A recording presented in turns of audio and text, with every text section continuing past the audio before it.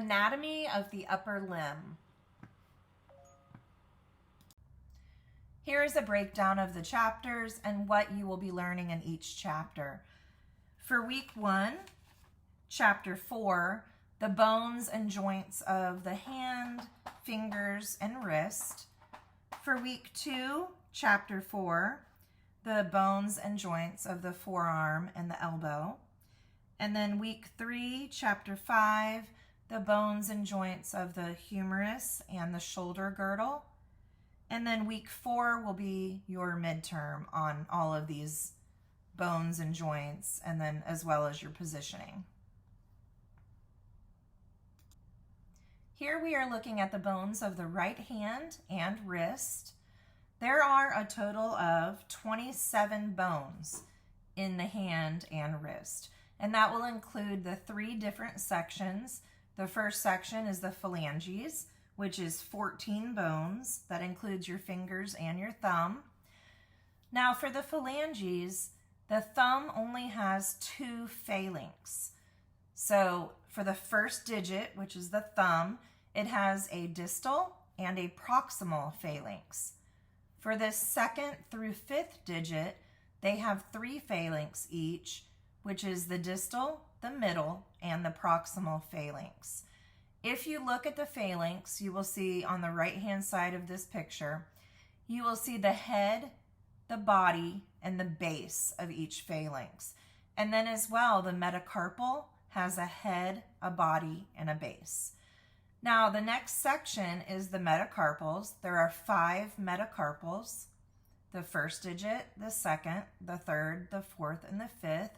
And of course, the first digit is the thumb, and the 5th digit will be the pinky finger.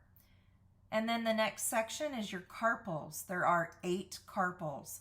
We will get into the different names of the carpals and the mnemonics of the carpals to be able to remember the names of the carpals from medial to lateral. We'll get into that in a few slides. But again, there are 14 phalanges, there are 5 metacarpals, and there are 8 carpals, which make up 27 bones in each hand and wrist. Now, the metacarpals make up the palm of the hand, and the carpals make up the wrist of the hand, and the phalanges make up the fingers and the thumb. Here we are looking at the articulations, or the joints of the hand and wrist. And in radiology, it's very important to know where the joints are in the particular anatomy that we're looking at, because small chip fractures may occur near the joint spaces. The thumb has only 2 phalanges, so the joint between them is called the interphalangeal joint, or the IP. The joint between the first metacarpal and the proximal phalanx of the thumb is called the first metacarpophalangeal joint, or the MCP. The name of this joint consists of the names of the 2 bones that make up the joint, which is the proximal bone that's named first, the metacarpal, and the distal bone that follows that, which is the phalange. So the metacarpophalangeal joint is the proximal bone, followed by the distal bone.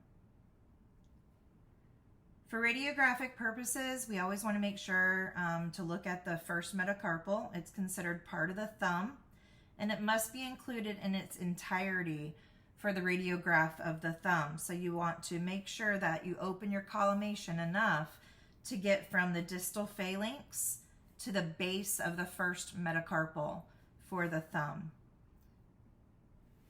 Now we look at the fingers, 2nd through 5th digit. Each of the 2nd through 5th digit has 3 phalanges, and they have 3 joints each. Starting from the most distal portion of each digit, we have the dip, which is the distal interphalangeal joint, followed by the pip, which is the proximal interphalangeal joint, and then most proximally is going to be the MCP, the metacarpal phalangeal joint.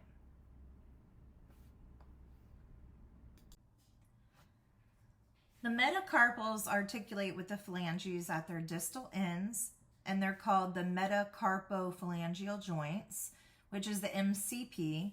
And at the proximal end, the metacarpals articulate with the respective carpals and are called the carpometacarpal joints, or the CMC joints. So the 5 metacarpals that articulate with specific carpals are: the first metacarpal articulates with the trapezium. The second metacarpal articulates with the trapezoid. The third metacarpal articulates with the capitate.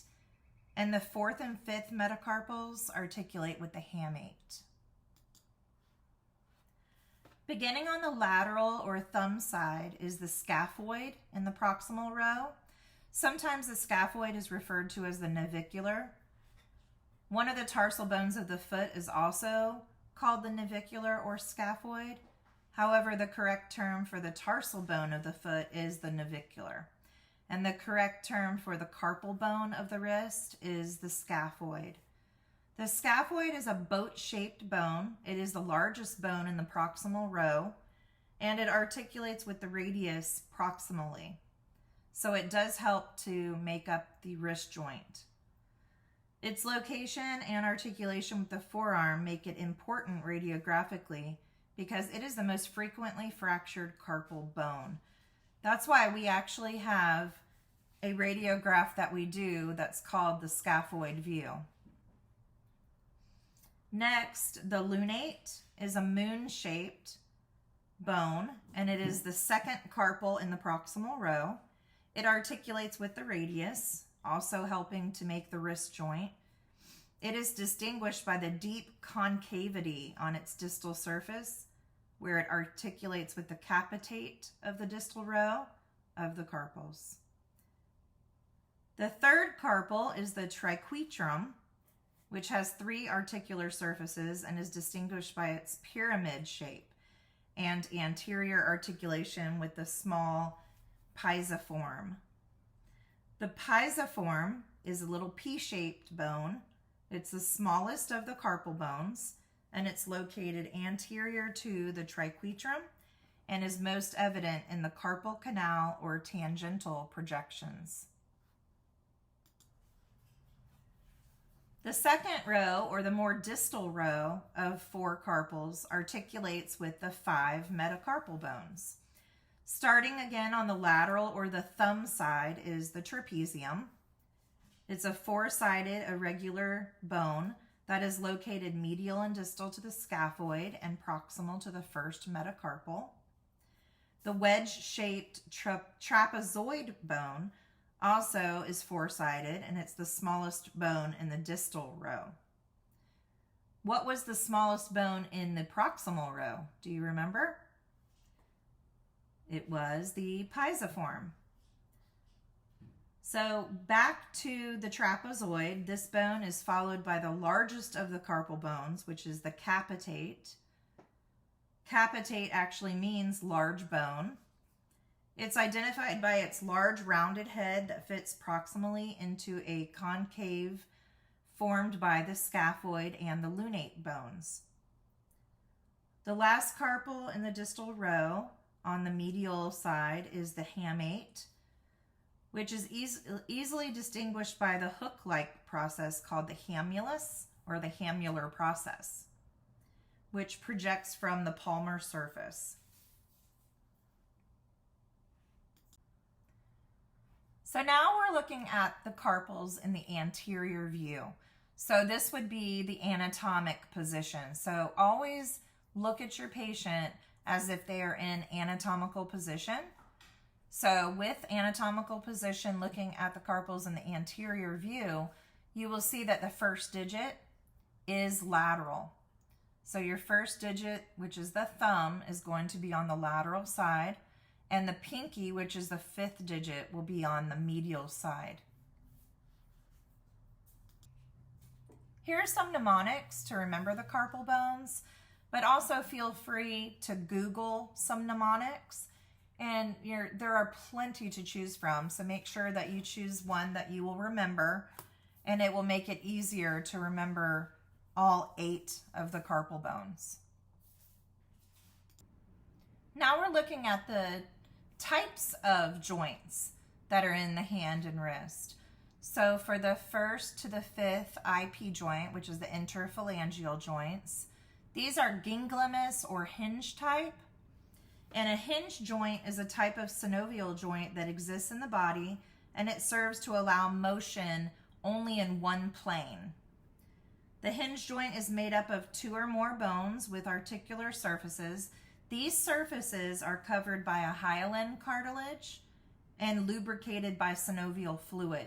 So this is important when these phalanges are moving and they're hinge type motion upon each other. We want to make sure that the bones are not touching the other bone.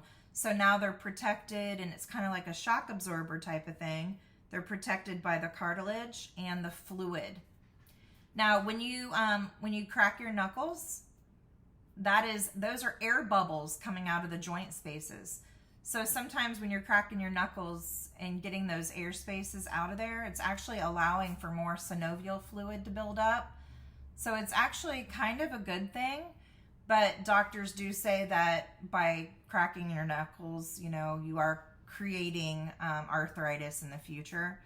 So I'm not sure, what is right and what is wrong about that, but I do know that getting rid of those air bubbles actually creates more availability for the synovial fluid to build up, which is a good thing. The next one is a condyloid type or ellipsoidal. So from the first to the fifth MCP joint, which is the metacarpophalangeal joint, we have the ellipsoidal or condyloid type of joint.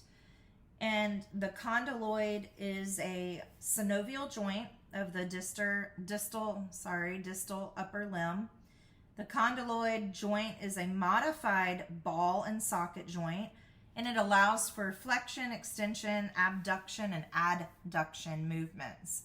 So with these joints here, we're basically allowing the phalanges to rotate, to bend, to flex, extend,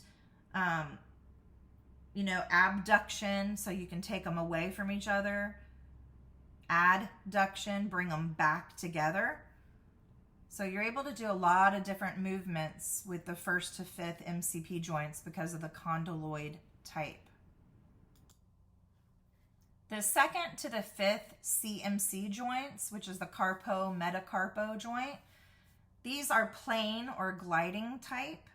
And a plane or gliding joint has two smooth surfaces that slide over one another to produce limited movement. So with these, you're not going to be moving them like the condyloid type or the hinge type. The plane or gliding type just kind of slide over one another. So there's not much movement with those. The intercarpals, it's the same thing as the second to fifth CMC joints. This is a plane gliding type. So in between the carpal bones is the intercarpals, and there's not much movement with the intercarpals as well. The last type of joint is the sellar saddle joint, and this is the first CMC, so the first carpo-metacarpal joint. The sellar saddle joint is a type of synovial joint in which the opposing surfaces are reciprocally concave and convex. It's found in the thumb. Also, you can find this joint in the thorax, the middle ear, and the heel.